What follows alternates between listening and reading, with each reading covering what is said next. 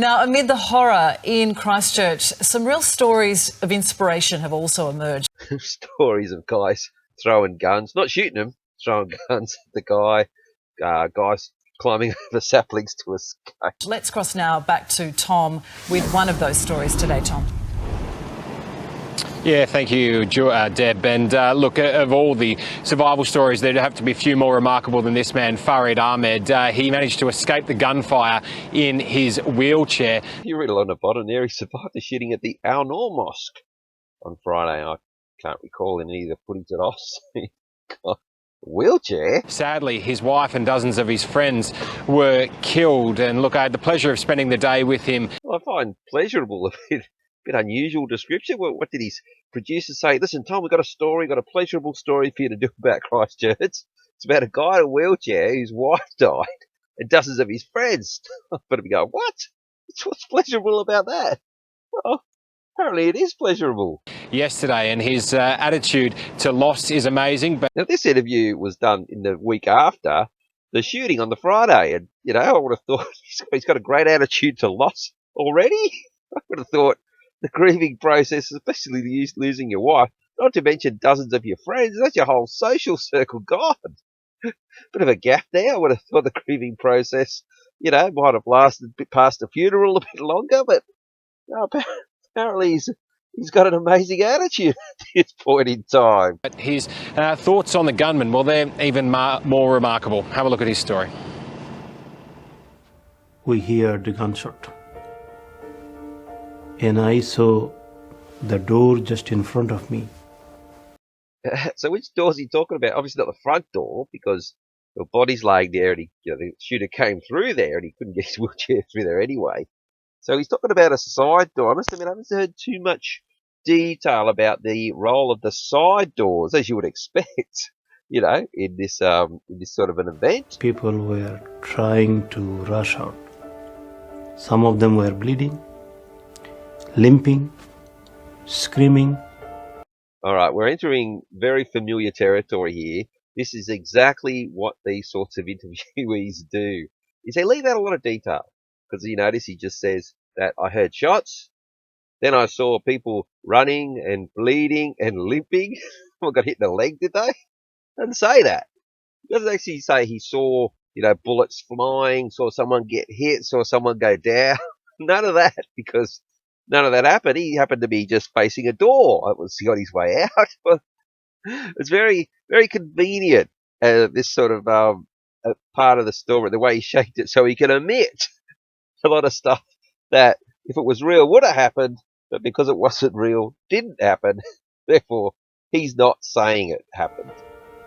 And the immediate thing came to my mind. Today is my last day. So if this guy's tale was as sad as what they're saying it is, why do they need to add that bullshit music, that annoying music in the background? You know, the sad music. Isn't his plight sad enough without that music? Well, you know, it's to try and add to the effect, because his acting isn't that convincing. Farid Ahmed thought his number was up, but he now describes himself as an unlikely survivor of Friday's massacre at the Al Noor Mosque. Well, they could have just shot this interview anywhere, but, you know, they're adding a bit of emotion here. He could have just sat and told his story, but now he's going down the ramp in his wheelchair. So, look, he's in a wheelchair, everyone, okay? You got that? He's in a wheelchair. Wheelchair-bound, he somehow managed to flee as the bullets flew. If you notice now, Tom Steinfort, the interviewer, is now filling in the gaps between he heard the bullets, then people were running. He's now saying that the bullets flew. Now, they do this for a couple of reasons. One could be is that the actor's that bad that after the 20th take, he just can't lie straight to the camera. Or they also want to sort of protect these guys in case down the track there's ramifications. The guy could say, well, hey, all I said was that I saw people running. I didn't say I saw anyone get hit. Dashing out a side door and hiding behind a car. That's Tom Steinfort. I mean, obviously Farid's already said this to Tom Steinfort. Because that's in Tom Steinfort repeating it back. Well, why didn't we just hear him telling Tom Steinfort that? And also, they're leaving out so much detail. He said there were people around him bleeding, running, limping. Well, where did all they go? They've suddenly disappeared. Now it's just him by himself, hiding behind a car. Doesn't say with a multitude of other people. Then the 56-year-old was the first person to head back inside when the gunfire stopped. So he's continuing to omit from the story all the people that were running and screaming and limping and bleeding. They're no longer behind the car. He's the first one back in. He's not mentioning what anybody else was doing. Just him. Just nothing else was going on around him. He's just gone back in there. And how did he know when the shooting was all over? Finally, because Tarrant goes back in there 3 times at least, wants to get some more guns. He walks up the street, goes a bit quiet. And so how did he know when it was all clear and to be the first one to go back in? Only to discover that dozens of his friends were dead. Well, there's been a couple of other survivors. You can see there in the background. I've had the music going. He's done the big, roll down the wheelchair ramp, and a couple of guy there holding a kid that's trying to get away.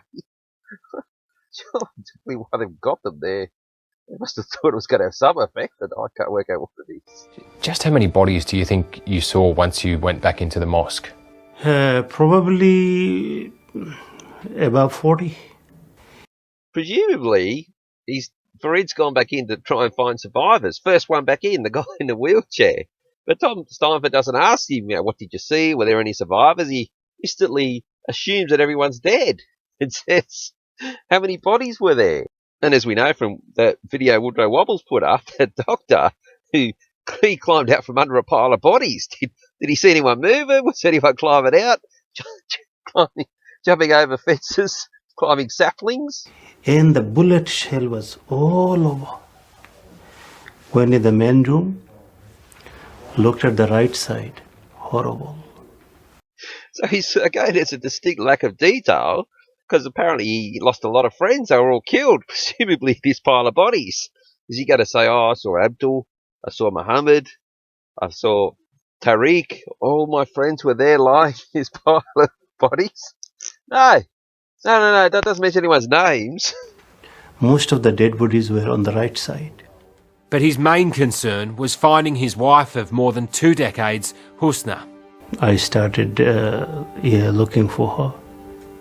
I didn't know where she was. I don't know where my wife is. She was in the ladies' room. Now again, they've left out some crucial detail. Wouldn't we love to hear how he searched? Because he says he's gone back into the main room and he's seen the bodies. Oh, the bullet shells. Okay, well, describe your search. I went into this room, I went into that room. How did he navigate all those bodies? See, they leave out all that detail because they've got all these other bullshit witnesses telling lies also. And if any of them start to give detail, it will expose it, so they be as vague as they possibly can. And how they got around it with this one is, rather than describe his search and location of certain people or whatever, he hasn't even named anyone, by the way, at this point in time, and he won't. And they just played the clip of him outside talking from another interview. He doesn't talk about it here. And where he says that, I don't know where my wife is, she was in the ladies' room, and now he's outside and he obviously didn't find her. But they don't actually say where he searched and how he didn't find her. So we're never ever going to see where his wife was actually killed, because she wasn't killed here. I received a phone call from a police, and he said, I know you personally. So this cop knows him personally, so he must know the cop as well. Is there any chance he's going to mention the cop's name? Just, he's a hero. Maybe even the cop should just turn up for a bit of a reunion and, I called him and it was terrible, or whatever. No, you don't even hear the names of the cops that had supposedly arrested Tarrant, because any detail that could be cross-checked, they're making sure they don't give it out. I know your wife personally, so I want to tell you, you should not be waiting here any longer. She's not going to come home. So that's the story of his wife, all packaged up with absolutely no detail. And so he's gone back in, specifically to look for her. But he couldn't find her, and he finds out well, hang on a minute. So the picture they're painting is he's just this lone guy in a wheelchair. He doesn't mention anyone else. He's not talking to anyone. He's the only one in there. No one, because remember, he was the first one. They had to say that because Wouldn't he just ask someone else if he can't get to a certain place? Oh, my wife, Nusra, whatever her name was, she was in the ladies' room. Can you go check someone? Can you do all these? Just run around. It's not that big a building. Surely someone could find her. Oh, yeah, listen, Farid, I think you should come outside. No, none of that. He's in there by himself, apparently, with no one else to help him. And, he gets a phone call from the cop. What an absolute load of bullshit. The hardest part for you, though, was having to tell your 15-year-old daughter. She said, "Are you telling me I don't have a mother anymore?" And I said, "Yes, but I'm your mother now."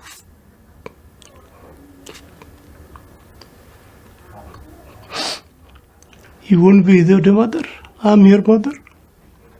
Well, he's sort of crying in the sound of his voice, but he's not crying as far as his tear ducts are concerned. I'm your father. From now, we have to change the role. That's all, we have to adjust. Do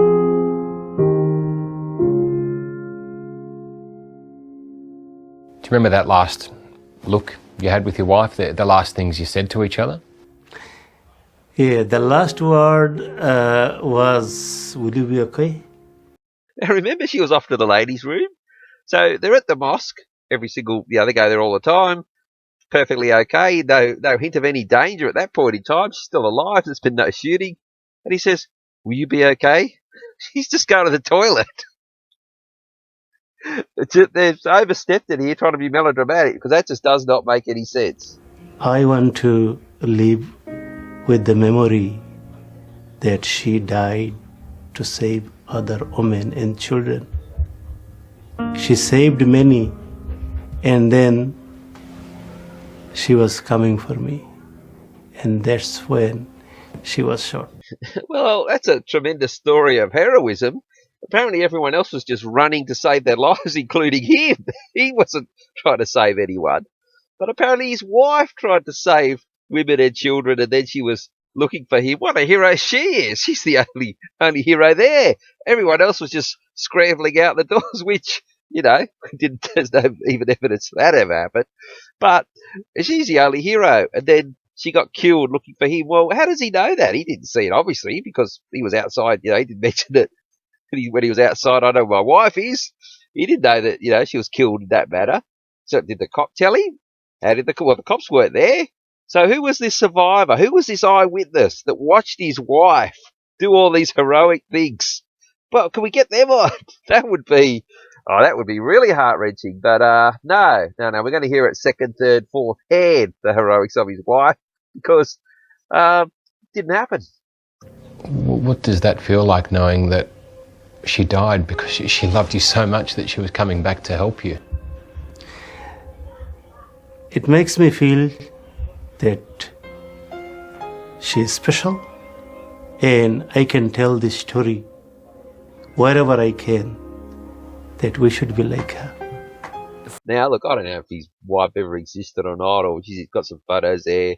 If she did, she, maybe is dead now, but would have been from cancer or something like that, or car accident or something. There's no way she died from a bullet wound while saving others. How does he even know that? Who witnessed that? Can we see that witness?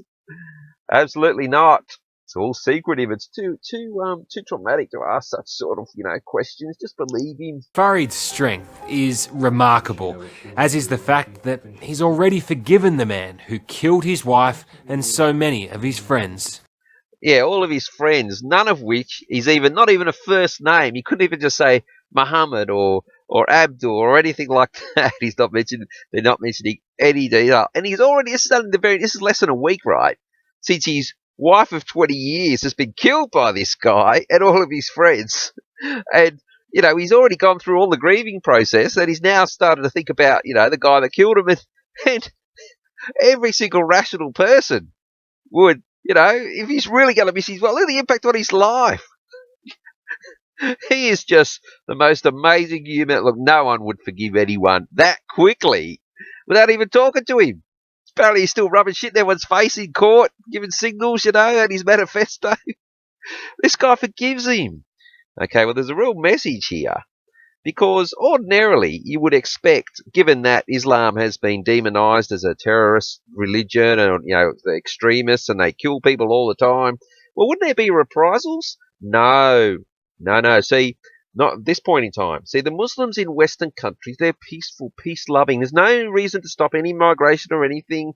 They're all peaceful because it's only the ones that are overseas where we send our armies over to kill. See, we're killing the bad ones. All the good ones, they're already in Western nations. So, and over in Sri Lanka, those guys, apparently it was reported that ISIS organised that as retribution for Christchurch. Well, see, it's outside of Western countries. So, we're demonising. So that's the problem they had, is they want to demonise Islam. But if they demonise it too much, they want to say, well, don't bring any more of them in. But then we've got Farid who shows us, oh, he's so compassionate. He's already forgiven the gunman. What an absolute load of fucking bullshit. How do you feel towards the gunman? I want to meet him and hug him.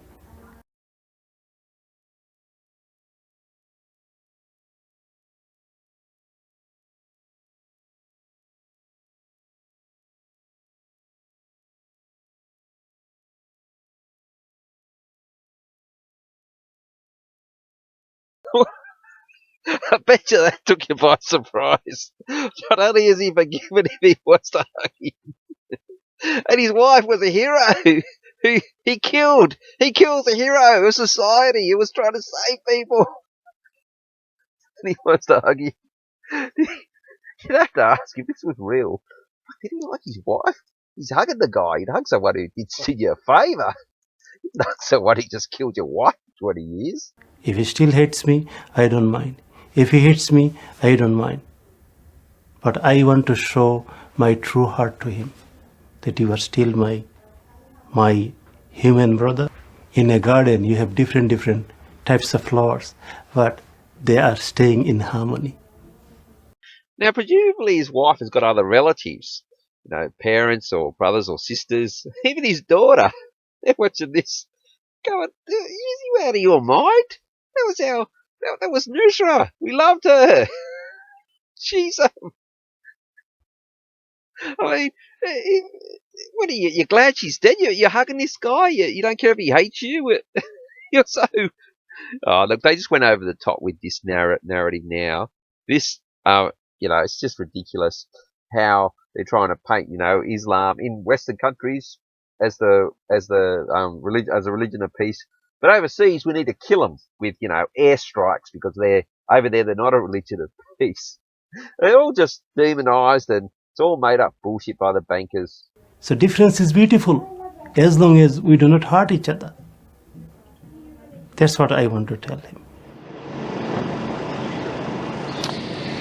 So it was just an honour to sit with him and meet him yesterday, and he spoke about the fact that the gunman wanted everyone in the community to be at each other's throats. He spoke of political leaders in the past who have described Islam as the religion of hate. So in case people didn't get just what I just described, he's now talking it out word for word, spelling it out so people that get this message, bullshit message that they're trying to get across. Well, the reason why, it was described as a religion of hate, it wasn't by the people, it wasn't by me, it wasn't people walking in the street, it was governments and the mainstream media. That's all they've done to justify, dropping bombs on people to steal their oil. That's what this is about. But now they're trying to switch it around and say that, no, that's only overseas. In Western countries, the terrorists are the nationalists that want to stop the bankers from taking all their stuff. That is what this is all about. Well, you couldn't meet a more loving man than that. And I think if there's one person that we take lessons from in the wake of such an awful tragedy as this, it's Farid, that as a part of this, we learn to love each other more. Yeah, it is an extraordinary example of forgiveness. An amazing story, beautifully told, Tom. Thank you so much. And let's just finish off with these sellout actors, Georgie in a $6 million Mossman mansion somewhere, or Coleroy, wherever it is, and Steinfort and this other idiot Knight. They would obviously be, very well looked after. Just reading their parts of the script and getting a bit teary. Okay. I don't know if you got through this. It was a tough one.